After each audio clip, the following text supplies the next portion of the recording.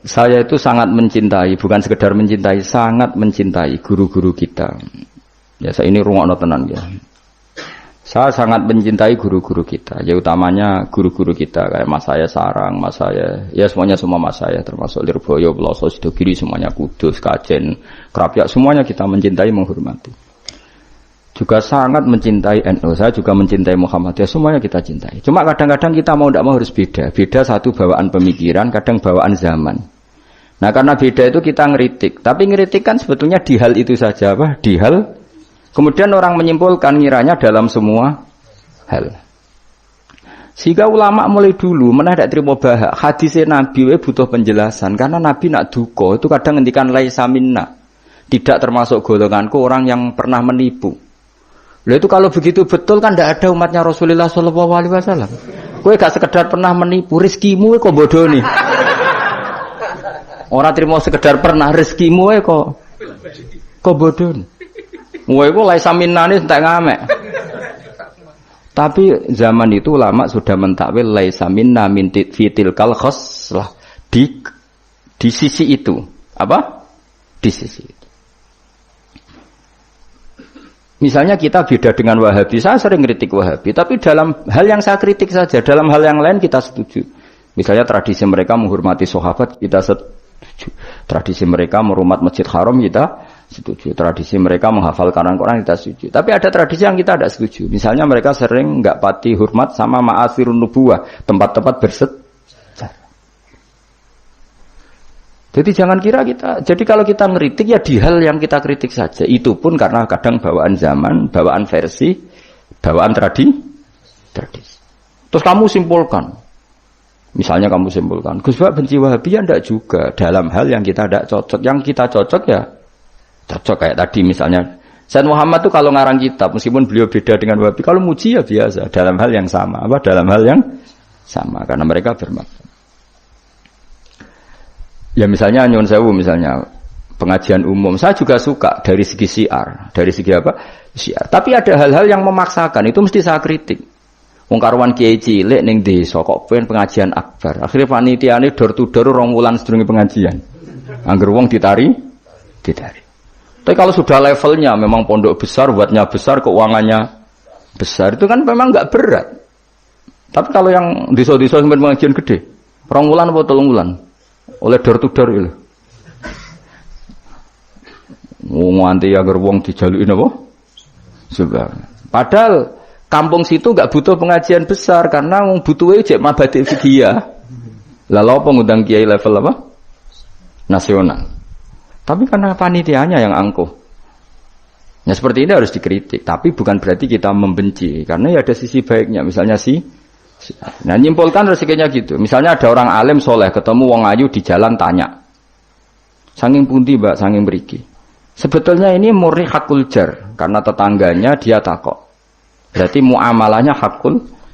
Terus wong alime ya terbatas. Oleh delok ora kok ngarep ngisor nganti dhuwur sak kadare. Terus bareng ruhin roh, oh nak ngono jagoan mbek wong ayu ku oleh. Wong aku tahu ketemu wong alim ya jagongan mbek wong ayu. Lah itu jenenge kesimpulan. Kan terus sakarepe dhewe jenenge nyimpulno iku sakarepe. Bisa saya ulang lagi ya, ini sebagai napa kita niru Rasulullah sallallahu alaihi wasallam. Wong mukmin kabeh kudu salimus sadri, napa salimus terus selamat dadane. Kula hormat sama semua orang se-Indonesia yang memberi kontribusi pada agama ini, saya hormat. Cuma bawaan kita beda itu dalam hal itu, apa dalam hal itu. Ya misalnya gini, nyuwun sewu, misalnya saya dengan tokoh-tokoh besar itu yang saya sebut itu saya hormati semua. Dengan tokoh yang kita mungkin cara zahir beda kita hormat. Cuma mau tidak mau mang kita kadang kritik, tapi itu bukan bawaan kebencian, bawaan tadi kondisi, napa? Misalnya gini, nyuwun sewu ya. Saya tetap menghormati semua siapa saja memberi kontribusi pada agama ini. Baik yang terkenal maupun tidak, yang tersembunyikan namanya maupun tidak. Saya sampai sekarang masih punya adat sowan kiai-kiai yang enggak terkenal tapi memberi kontribusi pada agama ini. Saya hormat. Tapi yang tidak terkenal juga punya sisi negatif sebetulnya. Karena orang enggak bisa mengakses karena enggak. Yang terkenal punya sisi positif yaitu syiar.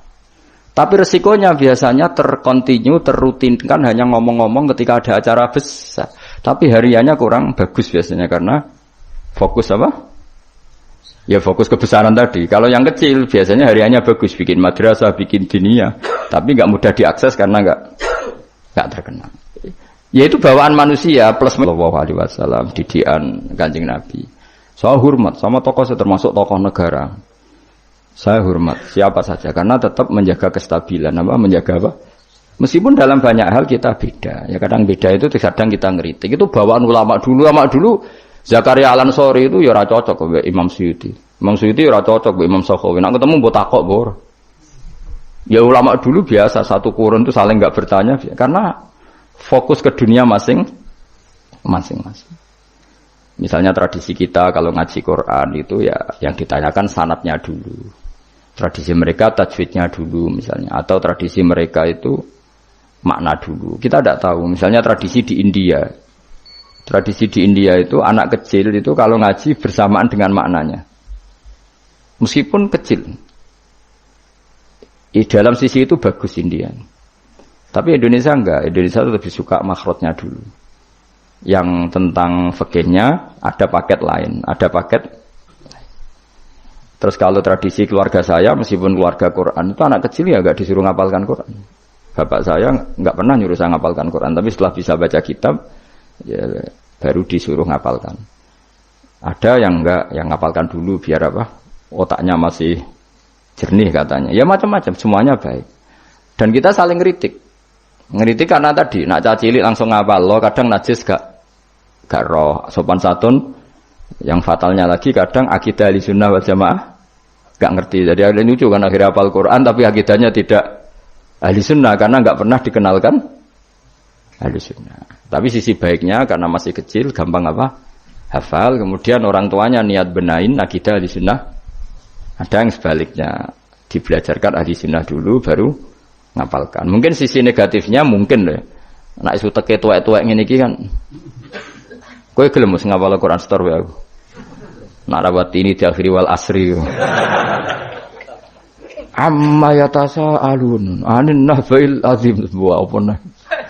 Innalil muttaqin. Lalu sering nampa setoran wong tuwek-tuwek lucu-lucu.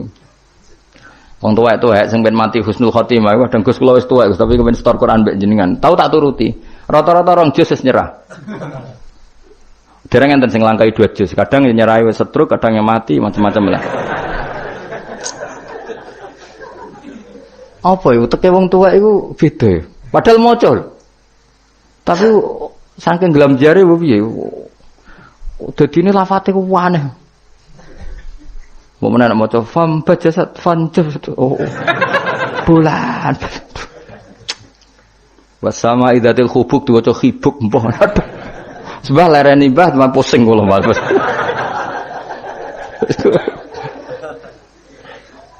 jadi dua khayal dewi ya seorang lagi ya kita tetap tiru keinginan Rasulullah Sallallahu Alaihi Wasallam wong mukmin ku salimus sadri napa salimus sadri. Sehingga niki tenan kula maklumatkan. Kula niku hormat. Siapa saja yang memberi kontribusi pada agama ini saya hormat. Tapi kalau ngeritik bukan berarti kebencian karena tadi ada sisi yang kita harus ngomong untuk menjaga kestabilan jalannya hadis syariah. Misalnya saya dengan Pak Yusuf Mansur hormat. Saya dengan siapa saja dengan Ustadz Abdus Somad, dengan UAS, saya hormat. Tapi ada sisi yang kita harus ngomong karena banyak ustadz yang nggak terkenal tapi juga ikut memberi kontribusi agama ini.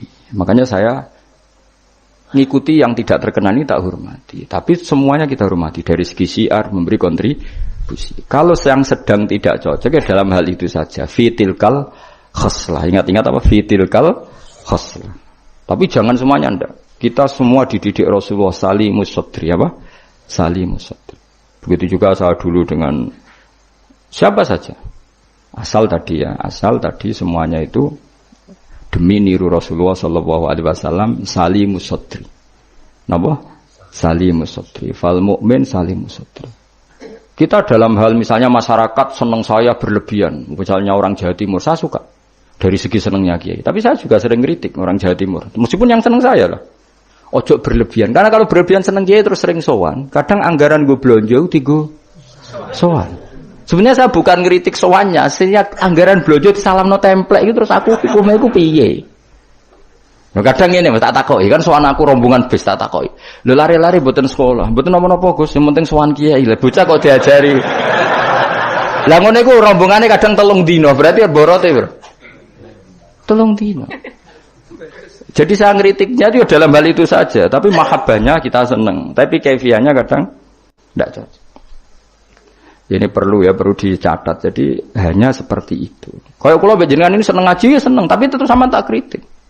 Karena tadi wis gawa 3 perangkat kok gak paham.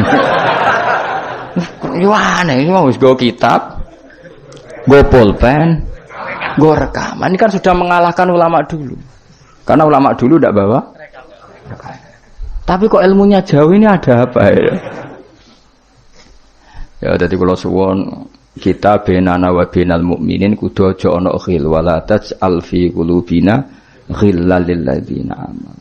Kulo hormat sama semua tokoh-tokoh hormat. Kulo sama acara-acara besar ge kulo hormat.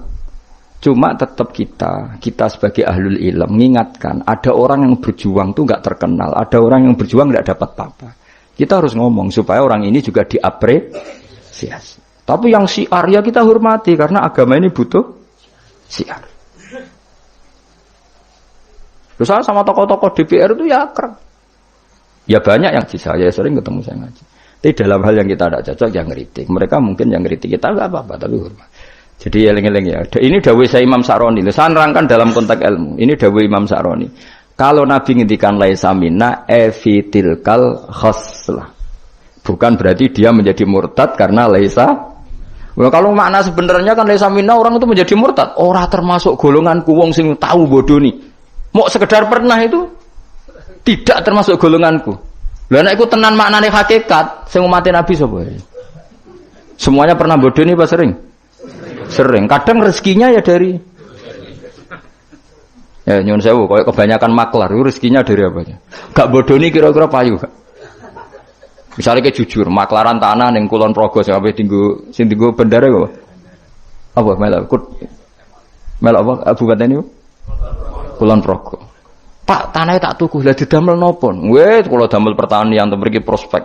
Padahal niatnya itu, iki apa jadi apa? Bendara. Dituku rego murah.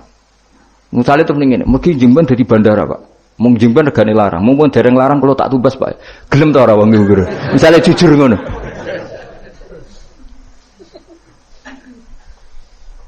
Misalnya ono wong sponsor umroh, ayo umroh neng Rasulullah, ben aku sugih, mergo nak ono umroh aku sugih, gak payu umroh. Tapi nak mendingin ini, wong kudu kangen Nabi, kangen Ka'bah, wong ora kangen Nabi Ka'bah, carane kangen yo umroh.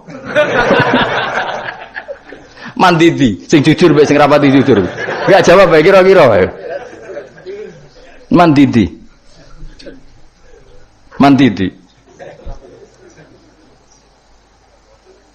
Lah iku misale terus hadis laisa minna iku maknane apa? Pakai kabeh. Jadi saya ulang lagi ya, jadi Jokulino nyimpulkan karena nyimpulkan itu resiko. Karena tadi konteks fikih itu jelimet konteks fikih itu. Jadi misalnya ada orang alim soleh ketemu perempuan cantik, bawaan tonggo takok. Ini kan sebetulnya memang termasuk istisna dimaklumi. Nak ketemu faktor tonggo, faktor belajar, faktor berobat kan nazarul ajnabi ilal ajnabiyah pengecualiannya kan apa? Muamalat, berobat, syahadah, ya ada beberapa lah. Tapi terus nyimpul oh ternyata jagoan mbek wong ayu iku oleh. Dan justru wong alim nyaman nak jagongan mbek wong ayu di depan umum. Nak wong ra alim kan malah seneng nak dhewean malah keliru dul. Kowe nak duwe tangga ayu ajane malah lumayan jagongan di depan umum dul. Mergo Nabi malah pantangane layak luwan narojulun bimroaten ora. Ojo ning ngatang dalan Pak konangan wong ayu malah sing apik sing di depan umum. Mergo ora ngarah macem. Ayo ke jagongan mbek wong ayu ning perapatan di depan umum ambek dhewean berduaan ambek ndi? Gak usah takut apik elek ndi. Musa-musa wong salah paham iki repot. Elek sing dhewean, malah apik sing umum. Mergo Nabi pantangane layak luwan narojulun bimroate. Dong ya. Apa di? Elek di. Ya kan ya sok nak ketemu dajjal bodoh iki ya apa? Rotine apa? Rotine entekno terus ombene entekno terus nak kon kafir. Grah ngono. Terus nak muni, lha iki rotiku kadung mbok pangan, rotine pangeran. Bocah ora tau ngaji tauhid ngono.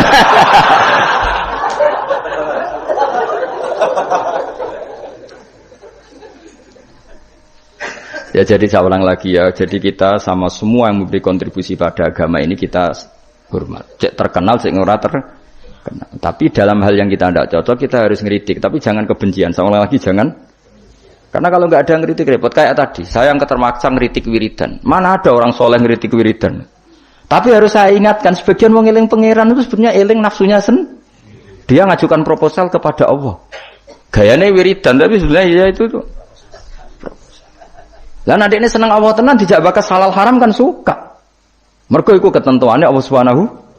Malah kadang mending ngene, ngaji halal haram ora penting, sementing ndonga. Mergo ndonga mukhul ibadah. Mendarani ngaji ora penting kok sarap, ngaji kok ora penting. Jadi karena sama-sama berlebihan ini kita sebagai orang alim harus ngomong. Akhirnya kita proporsional. Yo ndonga iku sak kadare tetep di bawah ilmu. Saya ulang lagi di bawah jadi ngamane ndonga bar salat wapalane akeh. Bareng takoki rukune salat yo sak kiai takoki. Kowe bar salat wiridamu akeh, bareng takoki rukune salat piro? Mikir, tak warai 17. Ana sing darani 14, sing ilang apa? Mikir meneh.